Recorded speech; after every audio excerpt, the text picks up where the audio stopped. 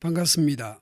에스라 1장부터 3장에서 포로 귀환과 귀환자의 이름들과 그들의 성전 건축을 준비하는 내용이 있었다면 4장에 와서는 성전 건축을 방해하는 사람들을 보도합니다. 표준 세번역으로 살펴보겠습니다. 유다와 베냐민의 대적이 등장합니다. 그들은 어떤 사람들일까요? 북이스라엘의 남은 자들이었을지 이방인과 섞였던 이들이었을지 특정할 수 없다 하더라도 분명한 것은 그들은 성전 건축을 방해했던 자들입니다.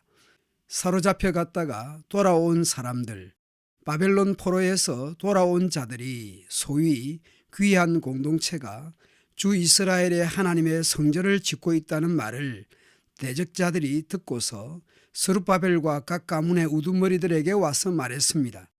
아시리아 왕 에살핫돈이 우리를 여기로 데려왔을 때부터 이제까지 우리도 당신들과 마찬가지로 당신들의 하나님을 섬기며 줄곧 제사를 드려왔으니 우리도 당신들과 함께 성전을 짓도록 하여 주시오.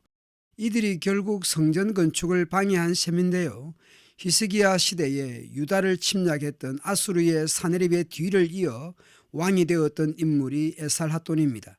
오늘 본문 에스라 4장 2절에 에살핫돈과 동일한 인물이라면 이미 망했던 북이스라엘로 이주했던 이방인들로서 사마리아에 거주하면서 북이스라엘의 남은 자들과 섞여 살았거나 남하하여 바벨론에 의해 망한 유다에 거주했을 가능성이 높습니다. 여하튼 그들은 강제 이주를 하며 살았던 자들이며 그들의 주장대로 여호와 신앙도 섬기며 자신들의 민속 신도 숭배했을 것으로 추정합니다. 그러므로 포로에서 귀환한 공동체는 그들과는 성전 건축을 같이 할 수 없었을 것입니다. 그래서 스룹바벨과 예수아와 그 밖에 이스라엘 각 가문의 지도자들이 그들에게 대답합니다. 당신들과는 관계가 없는 일이요, 단호하게 거절했습니다.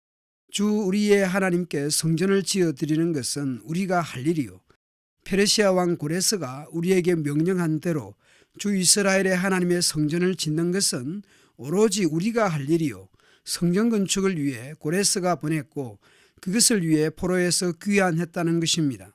성전 건축은 오로지 포로 귀환 공동체가 할 일이라는 것을 반복하여 말합니다.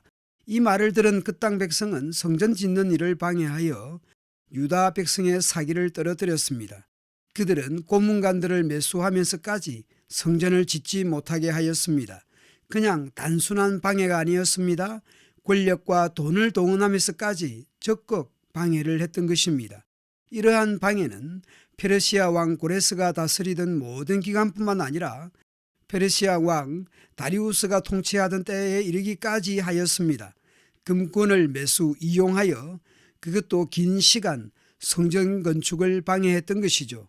아하수에로가 왕위에 오르니 대적들은 유다 주민과 예루살렘 주민을 고발하는 글을 또 올렸습니다. 아닥사스다 때에도 비슬람과 미드르닥과 다브엘과 그 밖의 동료 관리들이 페르시아의 아닥사스다 왕에게 글을 올렸습니다. 그 편지는 아람글로 적었고 번역이 되었습니다. 르훔 사령관과 심세 서기관은 예루살렘 주민을 고발하는 상소문을 아닥사스다 왕에게 썼습니다. 르훔 사령관은 페르시아 왕을 대신해서 가나안을 통치했던 사령관이었습니다. 그러니까 방해가 얼마나 심각했을지 그때 상소를 올린 사람의 명단이 소개됩니다. 르훔 사령관과 심세 서기관과 동료들과 그 밖에 디나 사람과 아바삿 사람과 디블레 사람과 아비세 사람과 아렉 사람과 바벨로니아 사람과 수산 사람과 대헤 사람과 엘람 사람과 귀족 오스납발이 사마리아의 여러 성과 유브라데스 강 서쪽 여러 지방에 이주시킨 민족들이었습니다. 당시 성전 건축을 방해하여 페르시아 왕들에게 상소를 올린 사람들의 명단은 우리에게 익숙하지 않은 인물들입니다. 그러나 그들은 크고 작은 지도자들이었다는 점에서 예루살렘으로 귀환한 공동체가 얼마나 어렵고 힘들었을지 짐작이 됩니다. 이러한 성전 건축 방해가 얼마나 지속 반복됐는지 바사 즉 페르시아 왕들의 통치 기간과 비교해서 정리해보면 표와 같습니다. BC 539년 혹은 538년 고레스 칙령이 있었습니다. 성전을 건축하라는 명령이었습니다. 그런데 오늘 본문 4장 5절에서 다리오가 즉위했던 BC 521년까지 뇌물까지 바쳐가면서 성전 건축을 방해했습니다. BC 458년경 아하수에로가 즉위할 때도 유다와 예루살렘 주민을 고발했습니다. BC 465년경 즉위한 아닥사스다 왕 때도 상소문을 올렸습니다.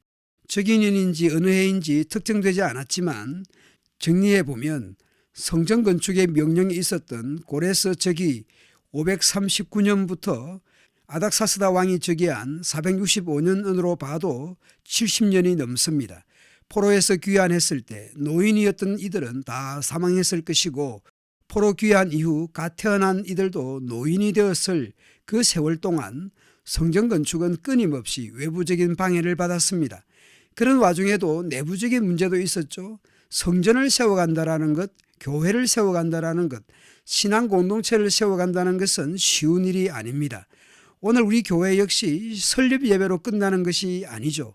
예배당을 마련했다고 끝나는 것이 아니죠.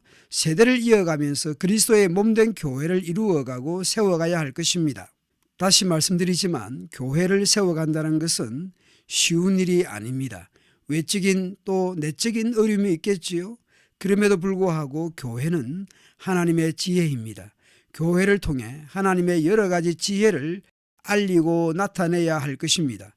오늘 우리 교회가 이 어려운 시대 속에서 하나님의 지혜를 드러내는 통로가 되면 좋겠습니다. 감사합니다.